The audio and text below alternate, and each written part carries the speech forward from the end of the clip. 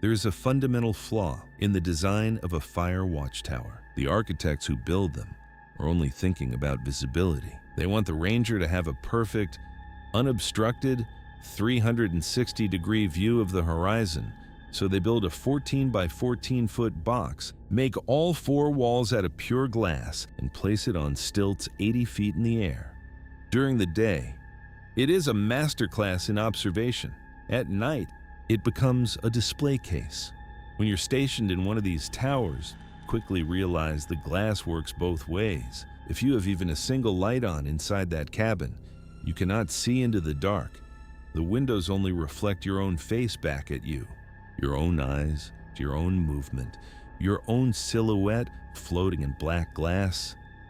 But anyone or anything standing somewhere in the miles of timber below can look up and see you perfectly illuminated, perfectly exposed. You are entirely visible, and you have nowhere to run.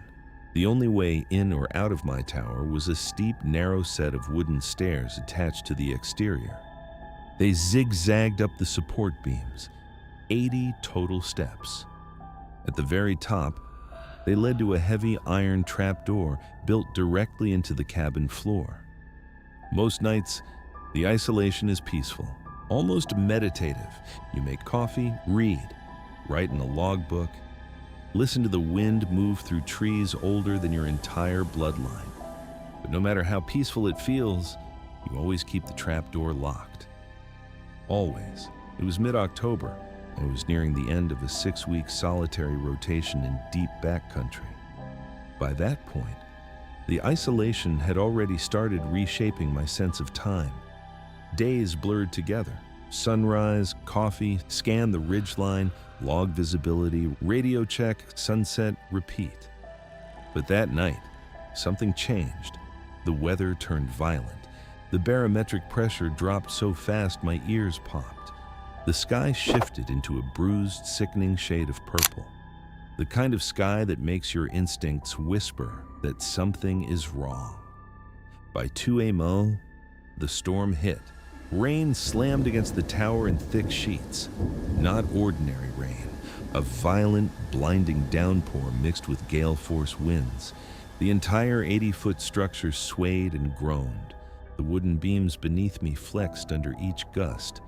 Thunder rolled so violently you didn't just hear it, you felt it. It vibrated through the floorboards, up through your boots, into your teeth.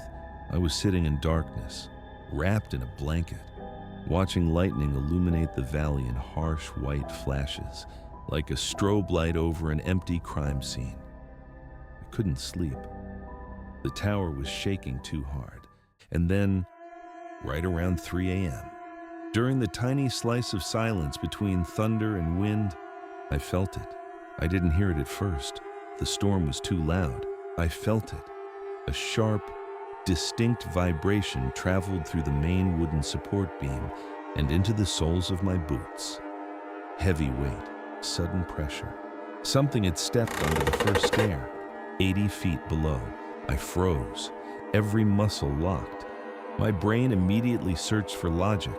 Falling branch, wind-thrown debris, loose timber shifting, anything normal. Then I felt it again, a second vibration, more deliberate, more controlled. Someone stepping onto the second rung. Thud. Then another. Third rung. My blood turned cold. The staircase wasn't decorative, it was structural. Heavy timber bolted directly into the tower frame. It wasn't designed to be quiet. And as the weight climbed higher, I started hearing it too, even through the storm. The slow, agonizing creak of wet boots against wood. Someone was walking up my stairs, slowly, methodically, no hesitation, no rushing, just one heavy step every few seconds. My mind raced through possibilities. Another ranger? Impossible. No ranger would climb 80 exposed stairs during a lightning storm without radioing ahead. Lost hiker? Even less likely. No hiker could survive the multi-day trek to my grid in weather like this. And then I noticed something worse. No flashlight. During each lightning flash, the stairs below my catwalk were completely empty. No beam, no silhouette, nothing. Yet the footsteps continued. They were climbing in pitch-black darkness and taking their time. That detail bothered me more than anything else. Because a person trying to survive a storm climbs fast, desperately.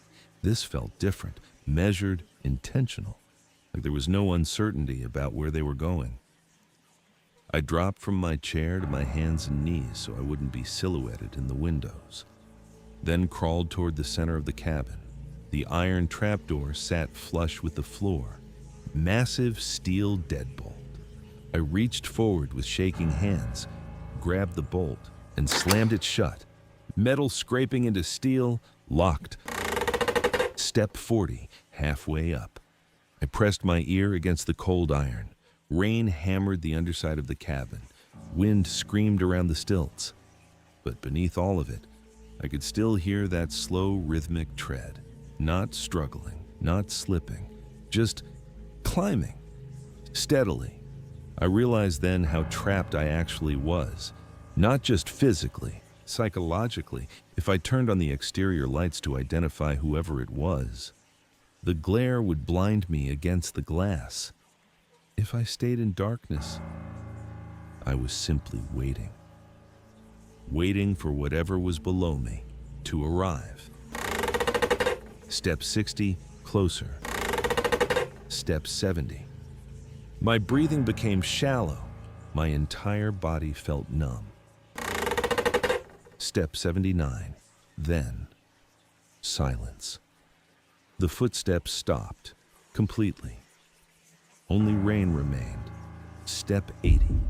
They had reached the landing directly beneath my trapdoor, a tiny 3-by-3-foot platform, less than an inch of iron separating us. I stopped breathing. I was kneeling on the floor, staring at the hinges, waiting. I expected frantic pounding, a scream for help, a human voice begging to be let inside. But there was nothing. No knock, no voice, no shifting weight, nothing, just presence. Pure presence.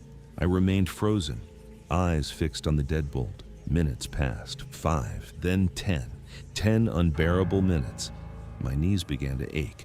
My eyes watered from refusing to blink. The human brain cannot tolerate prolonged suspense like that. Eventually, you start begging for something to happen. Anything, even the terrible thing. Because waiting is worse. I started convincing myself I'd imagined it. Sleep deprivation, pressure changes, isolation, the storm. Maybe my brain had invented the footsteps. Maybe no one was actually there. Maybe it was just the tower settling, just old wood, just stress, just imagination. I let out a shaky breath and slowly reached for the deadbolt, preparing to slide it open and prove to myself the landing was empty. Then, a single violent metallic bang exploded beneath me. The trapdoor shook so hard the floorboards rattled. The steel deadbolt snapped against its housing. This was not a polite knock, not a request, not panic. It was controlled force, calculated, deliberate. Whoever was below me knew exactly where I was sitting. They knew I was right above them. I threw myself backwards so hard, my shoulder slammed into the far glass wall. Pain shot through my arm.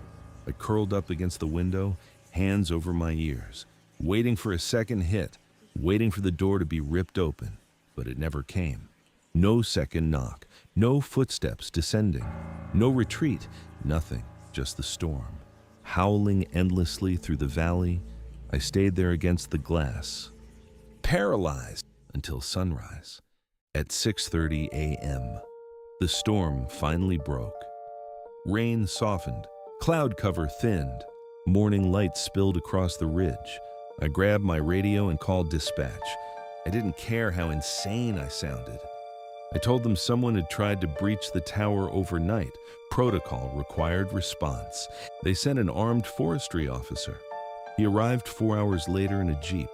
I watched him from the catwalk as he stepped out, drew his sidearm, and slowly climbed all 80 stairs. When he reached the top, he knocked. 3 clean professional raps. Only then did I unlock the trap door. He stepped inside, holstered his weapon, studied me for a long moment. "You're sure someone walked all the way up?" "I felt it," I said, voice cracking, "and they hit the door." The officer nodded, then knelt down near the trap door and gestured for me to look. The landing beneath the trapdoor is protected by the cabin overhang, completely shielded from rain. Dry wood, except for the footprints, 2 massive muddy boot prints, side by side, facing directly toward the trapdoor. My stomach dropped. I hadn't imagined it. Something had stood there, exactly where I'd been kneeling. Then the officer said something that made my skin go numb. "I followed those prints from the valley floor." He paused. "They hit every step on the way up." Silence filled the glass room. "But there are no prints going down." I stared at him, unable to process it. "What do you mean?" "They didn't jump. It's an 80-foot drop onto granite." The officer sighed, pulled out a notepad. "The official report will say a transient drifter got caught in the storm, climbed the tower, became disoriented, and slipped from the catwalk." He closed the notebook, looked directly into my eyes. "But I checked the mud below the tower." Pause. "I checked the rock. If a 200-pound man falls 80 feet, he leaves something. A crater. Blood." He leaned in slightly closer. "Nothing fell from this tower last night." The silence that followed was suffocating. He glanced once toward the tree line, then back at me. "Whatever walked up those stairs stopped at your door and never walked back down." Pause. "It stepped off the ledge." Another pause, and kept going. "I packed my bags that same afternoon, broke my contract, left the keys on the desk, and I never went back to the deep woods again. But sometimes, when I'm lying awake at night, and I hear an ordinary creak somewhere in my house, my brain remembers that staircase, step by step, slow, measured, deliberate, climbing toward me in total darkness. And sometimes I still wonder what would have happened if I had unlocked that trapdoor 10 seconds earlier."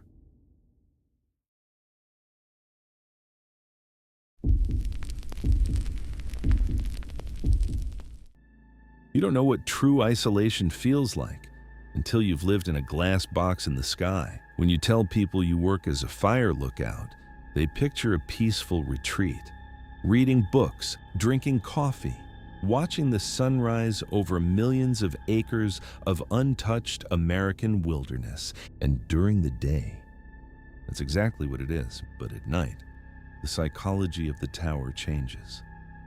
My tower sat on top of a sharp granite ridge in the Pacific Northwest, bolted to 4 massive wooden timbers, 80 feet off the forest floor. The room itself was exactly 14 by 14 feet, a bed, a stove, an Osborne firefinder in the center, a 2-way encrypted radio. That was my entire world. At night, when you switch on the small lamp inside the cabin, the glass windows become mirrors. You can't see the forest anymore. You can only see yourself. Your reflection staring back at you from all 4 sides. But if you turn the light off, you're sitting in total darkness, suddenly aware that anyone, or anything, down in the valley can look up and see you perfectly outlined against the night sky. You are entirely exposed, but completely trapped. The only way down is a narrow, 80-foot wooden staircase. After enough nights alone, your habits start becoming rituals. The same coffee mug placed in the same corner, the same boots lined up beside the bed, the same flashlight checked twice, then checked again, not because you believe in superstitions, But because routine becomes the only thing keeping your brain anchored, the wilderness starts changing the way you think. By the third month of my rotation, the isolation had started playing tricks on my mind. You begin assigning meaning to ordinary sounds. The wind scraping tree branches against rock, metal cooling after sunset, the subtle groan of timber shifting under your own body weight. You memorize every sound, every creak, every tiny imperfection. Your entire reality shrinks down to the perimeter of the catwalk wrapped around that tower. But as long as the radio hums with the occasional chatter from regional dispatch, you remember that you still exist. You remember other people are still out there, even if they're 50 miles away. That radio was my lifeline, until one night in late July when it became the most terrifying thing in the room. It was a Tuesday. 3 weeks into a brutal summer drought, the heat was suffocating, the kind that makes the air shimmer over the tree line. By 8 p.m., the wind had died completely. Not slowed, stopped. The entire forest felt like it was holding its breath. I was doing my evening perimeter sweep with binoculars, scanning the deep ravines east of my tower when I saw it. It wasn't a wildfire. Wildfires are chaotic. They spread fast, they flicker, they burn gray. This was different. A single, thin column of pitch-black smoke rising from the very bottom of a densely wooded valley about 3 miles from my position. Perfectly straight, no spread, no flicker, just a dark line climbing upward into the twilight. It looked exactly like a campfire, but my topographical map showed nothing down there. No trails, no roads, no campsites, nothing. Just dead zone wilderness. The terrain was so steep and jagged, even elk mostly avoided it. Nobody sane would hike down there, especially not during a severe drought. I keyed the radio. Dispatch, this is Watcher 2. I have unauthorized black smoke in Sector 4 Delta, deep in the ravine. Dispatch didn't hesitate. Because of drought conditions, they immediately diverted a hotshot crew. Alpha Team, 4 elite wildland firefighters who were already cutting fire breaks less than a mile north of the smoke. I watched through my binoculars as the last light disappeared behind the mountains, and the valley was swallowed by darkness. A few minutes later, 4 tiny white lights crested the northern ridge. Alpha Team. At first, it was comforting, knowing there were 4 capable men out there. Over the radio, I could hear their crew boss, Miller, calmly calling out hazards, crunching gravel, snapping branches, heavy breathing, normal sounds, human sounds. As they descended deeper, their lights would occasionally disappear behind thick clusters of pine before reappearing. Sometimes one light would stop completely while the others kept moving, as if someone had heard something, or thought they had, even from 3 miles away. I caught myself holding my breath. The deeper they went, the heavier the silence around my tower became. It took them over an hour to reach the valley floor. Through the binoculars, I watched the 4 lights cluster tightly together at the exact coordinates where I'd seen the smoke. Then, the radio crackled. Watcher 2, this is Miller. His voice had changed. The annoyance was gone. He sounded strained, breathless. Go ahead, Alpha. We're at the coordinates, but there's no fire, no heat signature, ground isn't even warm. I frowned. Alpha, I saw smoke directly on your position. Confirm coordinates. Silence. Then Miller keyed the mic again, very softly. I'm sure, but Tower. Get the game warden on the line. My stomach dropped. We found something else. Before I could ask what, another voice bled through the open mic. One of the younger firefighters. His voice was shaking so badly I could barely understand him. Boss, like, look at the collarbone. It's perfectly smooth. No teeth marks. A cold knot twisted in my stomach. Alpha, what exactly are you looking at? Miller came back on, tight, controlled, but barely. It's a pile of bones, Tower. Elk, deer, maybe dozens, completely stripped.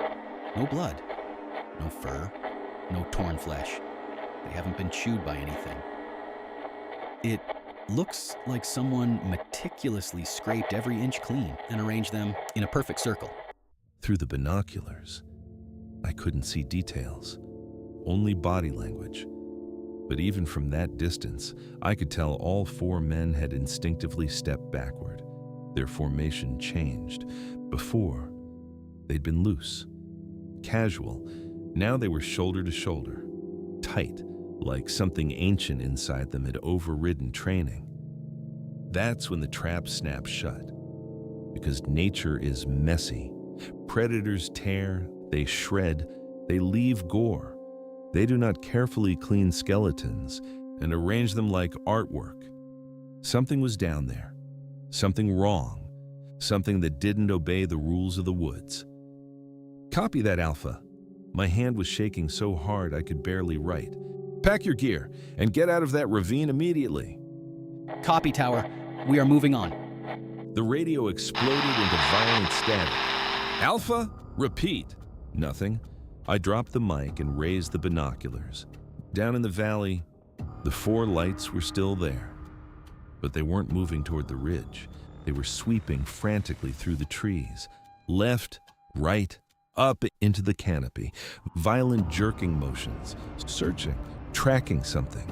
Something circling them just outside the beam. Then, the radio screamed alive. Distorted, mechanical screeching. And a younger firefighter screamed, It's in the trees. God, it's in the... Dead silence. Then I saw it. The far left headlamp jerked violently upward, like the man wearing it had been ripped clean off the ground. The beam spun wildly, illuminating pine branches 50 feet above the forest floor. And then, darkness. 3 lights remained, clustered tightly together. Back to back, their beams visibly shaking. My rational brain kept forcing explanations. Bear, falling branch, equipment malfunction, anything normal, anything explainable. But every explanation collapsed. The second another light moved in a way no human body should ever move. Then, the light on the right broke formation. He ran, full sprint into dense brush, 20 yards, then stopped. Dead, as if he'd hit something invisible, then jerked backward horizontally with impossible speed. Gone. 2 lights. I was screaming into the radio now. Not even words, just noise. Begging dispatch. Begging anyone. The channel was dead. Below me, the last 2 lights stood perfectly still. Frozen, not running, not moving, just waiting. 20 seconds, maybe less, then, in perfect unison, both lights clicked off. The valley became completely black. There's a specific kind of terror that comes from witnessing something impossible at a distance, far enough away to be physically safe, but close enough to understand you are utterly helpless. I dropped the binoculars. They slammed onto the floorboards. I scrambled backward until my spine hit the metal stove. Then I slammed the trapdoor deadbolt shut, killed the lights, and sat there, in darkness. For 4 straight hours, I didn't move. Every reflection in the glass looked human. Every creak of cooling wood sounded like footsteps climbing my staircase. If something could erase 4 seasoned hotshots in under 30 seconds, a wooden trapdoor wasn't saving me. I waited for glass to shatter. I waited to die. Then, at exactly 3:14 a.m., the green light on my radio illuminated. Click. Someone was transmitting. I stared at that tiny green light so hard my eyes started watering. I didn't dare blink. I was terrified that if I looked away for even a second, I'd hear breathing, or worse, A familiar voice speaking in a tone I'd never heard before. Instead, there was only wind. Soft wind moving through pine needles, highly amplified, broadcast directly into my tiny glass room. No voice, no words, just ambient forest noise. Whoever held that radio wasn't trying to communicate. They were listening to my breathing, listening to my silence, letting me know they had the radio, and they were still there. The transmission lasted exactly 1 hour, then click, gone. I didn't leave the floor until sunrise. When dispatch came online at 6 a.m., I reported everything. My voice sounded hollow, like it belonged to someone else. I expected helicopters, search teams, police, chaos. None of that happened. The Forestry Service quietly locked down the sector. 2 days later, an internal search and rescue team entered the ravine. No sirens, no press, and no announcement. And what they found was worse. Not blood, not bodies, not bones. Just 4 yellow firefighting jackets. Perfectly clean, folded, neatly arranged side by side on a flat boulder. Beside them, 4 helmets, 4 headlamps, 4 radios. No footprints, no drag marks, no signs of struggle, no trace of the men. They had simply vanished. Nobody from forestry ever contacted me directly after that week. My schedule was reassigned, my reports archived, and when I later tried requesting the incident file, my access permissions had been revoked. The incident was quietly archived under Standard Wilderness Casualties. Official cause, hypothermia. Authorities claim the men suffered paradoxical undressing, became disoriented, removed their gear, and wandered off. Case closed. But I was there. I sat in that glass box. I watched those lights get pulled into the trees. And I know one thing. It was a 70-degree July night. Men dying of hypothermia. Do not neatly fold their clothes on a rock. So if you ever look into the woods at night and feel that sudden urge to lock your door, listen to it. Because you never really know who or what might already be looking back.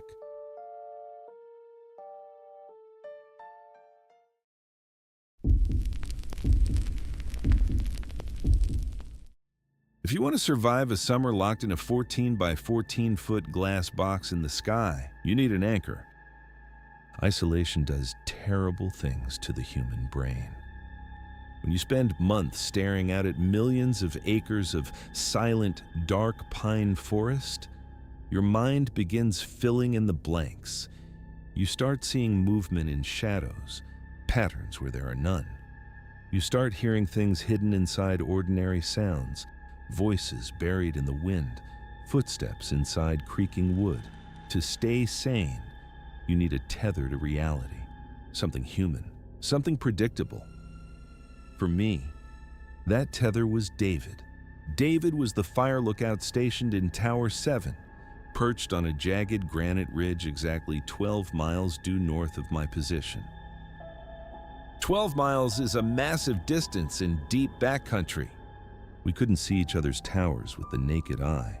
Even with high-powered binoculars, on a perfectly clear day, his tower was nothing more than a tiny metallic glint against the horizon. But we were connected. A secure, encrypted two-way radio channel. Technically intended for emergency forestry updates, unofficially, it kept both of us sane. Every night after sunset, when the deep crushing darkness settled over the valley, one of us would key the mic. Sometimes him, sometimes me. We'd talk for hours. We played chess over the radio, calling out moves from memory. We complained about freeze-dried food, mock dispatch, talked about ex-girlfriends, bad bosses, broken trucks, stupid decisions, normal things, civilization things, human things. David was a 20-year veteran of the Forestry Service, calm, deeply cynical. The kind of man who sounded emotionally allergic to panic. He knew the woods better than anyone I'd ever met. Just Hearing his raspy, static-laced voice in the dead of night was enough to remind me I wasn't the last man left on Earth. Until the second week of August. The night my anchor to reality snapped, it was a moonless Tuesday. The temperature had dropped hard after sunset and sometime after midnight. A dense wall of high-altitude fog rolled into the valley. Not ordinary fog, the kind that swallows landscapes whole. It pressed itself against the glass walls of my tower, turning the outside world into a solid wall of swirling white. Visibility was absolute zero. I couldn't see the ground 80 feet below. Couldn't see the wooden railing of the catwalk just outside my own window. Nothing. It felt like the tower had detached from the earth entirely and was floating alone inside a white void. At 1 a.m., I was sitting at my desk, absently shuffling a deck of cards while waiting for David to call. He usually keyed in around midnight, like clockwork. But tonight, the radio had been dead silent. That bothered me. Not because missing a check-in was dangerous, but because routine matters out there. Routine is sanity, and broken routines feel loud. Then, a burst of static, sharp enough to make me flinch. Click. Tower 4, this is 7. You awake? I smiled instantly, reached for the microphone. I'm here, Dave. Was starting to think you fell asleep on the job. Silence. Too much silence. Normally, David would fire back with something sarcastic. Instead, open static hissed for nearly 10 full seconds. Then, Hey. His voice sounded wrong. The deep, gravelly calm was gone. He sounded breathless, strained, like he was forcing himself not to speak too loudly. Listen to me very carefully. Do not turn on your exterior floodlights. My smile disappeared. I sat up straighter, glancing toward the white fog pressed against the glass. Dave? What's going on? You tracking a fire? Click. I've had my binoculars locked on your tower for the last 20 minutes. His voice dropped lower, almost whispering. Turn off your inside lights, lock your trap door, and whatever you do, do not look down at the catwalk. A cold heaviness pooled instantly in my stomach. I didn't ask questions. When a 20-year veteran tells you to hide, you hide. I reached up and killed the desk lamp. Darkness swallowed the room instantly. I dropped to my hands and knees, crawled across the floorboards, silently slid the heavy deadbolt shut on the iron trap door, then crawled beneath the heavy wooden desk in the center of the room, pulling my knees against my chest. Click. Good. David whispered from the radio above me. Keep your head down. Don't look at the glass. The second someone tells you not to look, every primal instinct in your brain demands that you do. You need visual confirmation. You need information, threat assessment, pattern recognition, control. But I trusted David, so I stayed still, staring at the dark floorboards. Dave, I whispered. My hand was shaking violently around the mic. What is it? A bear? Mountain lion? Click. It's not an animal. His voice shook now. Actually shook. That scared me more than anything else. Just stay completely still. It's pacing the perimeter, looking for a way in. Right on cue. I heard it. A slow creak, right outside the glass. A heavy shift of weight on the narrow wooden catwalk circling the cabin. Creak. Another step. Not four-legged, not random. Bipedal, measured, deliberate. Creak. It was walking a slow circle around the tower. Around me, I could hear wet, raspy breathing fogging against the thin window panes. Whatever it was massive, and only 3 feet away from my head, separated from me by a single sheet of glass. I clamped a hand over my mouth to muffle my breathing. My lungs were hyperventilating so hard it hurt. I was trapped. Couldn't run downstairs, couldn't look up, couldn't verify anything. I was completely dependent on the voice inside that radio. Click. It's pressing its face against the glass. David's voice cracked. Pure terror. Don't make a sound. It knows you're in there. Tears were already running down my face. I squeezed my eyes shut, silently begging for it to leave. Then, something hit me. Not fear, logic. A realization so sudden and sharp it physically hurt. The fog. I opened my eyes, looked toward the faint gray glow behind the windows. The valley was completely engulfed in zero visibility fog. I couldn't see the railing 3 feet away. David was in Tower 7. Tower 7 was 12 miles away. 12 miles. There was absolutely no physical way David could see my tower through this fog. Not with binoculars, not with a telescope, not with anything. My blood turned to ice, heart hammering so violently it hurt my ribs. If David couldn't see me, how did he know my lights were on? How did he know I was under the desk? How did he know what was outside my window? How did he know anything? Slowly, with trembling fingers, I reached upward, grabbed the radio microphone, pulled it beneath the desk with me. Dave, my voice was barely audible. How can you see me? The footsteps outside stopped instantly. Dead stop. The wet breathing stopped too. The silence was immediate, violent, absolute. No movement, no sound, nothing. The tower felt vacuum sealed. I waited for static, waited for explanation, waited for anything. Then the radio keyed on. But this time, there was no static, no background hiss, no 12 miles of atmospheric interference. The audio was crystal clear, too clear. Then a voice whispered, Because I'm not in Tower 7. Every muscle in my body locked. But the voice wasn't coming from the speaker. It was coming from the other side of the glass, from a handheld radio, held by something standing directly outside my window on the catwalk.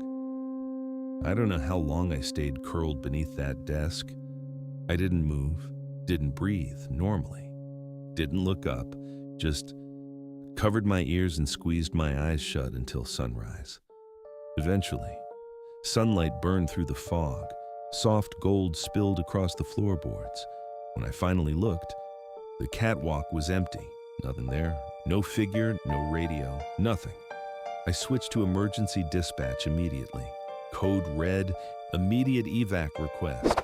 I was screaming so hard into the mic my throat burned. 3 hours later, a Forestry Service helicopter landed on the granite ridge below my tower. Armed rangers rushed up the stairs and pulled me out. By then, I was barely functional. I grabbed the lead ranger by the vest, kept screaming at him to send another helicopter to Tower 7, told him someone had David, told him whatever was outside my tower had stolen his radio. The ranger looked at me with something worse than fear, pity. He quietly unclipped a manila folder from his belt, handed it to me. No cinematic manhunt, no armed sweep through the woods, just paperwork. Inside the folder was the incident report. Tower 7 had been empty for 3 days. David suffered a severe cardiac event earlier that week. He'd been medevaced out Sunday afternoon. Currently recovering in a Seattle hospital after bypass surgery. Alive, safe, nowhere near Tower 7. My hands shook so hard, I nearly dropped the papers. But the radio, the ranger slowly shook his head. Tower 7's radio array was destroyed in a lightning strike during Sunday's storm. There hasn't been a functioning radio in that tower for 72 hours. That was the official explanation. Acute isolation psychosis, auditory hallucinations, stress-induced delusion, case closed. They sent me home with severance pay and a mandatory psychiatric evaluation. But I know what I heard. I know David's voice. Every cadence, every pause, every inflection, something in those woods learned him, learned his patterns, learned his voice, and used it perfectly to trick me into shutting off the lights, locking myself inside, and hiding in darkness. And one thought still keeps me awake some nights. If I had looked out that window, even once, I never would have left that tower alive.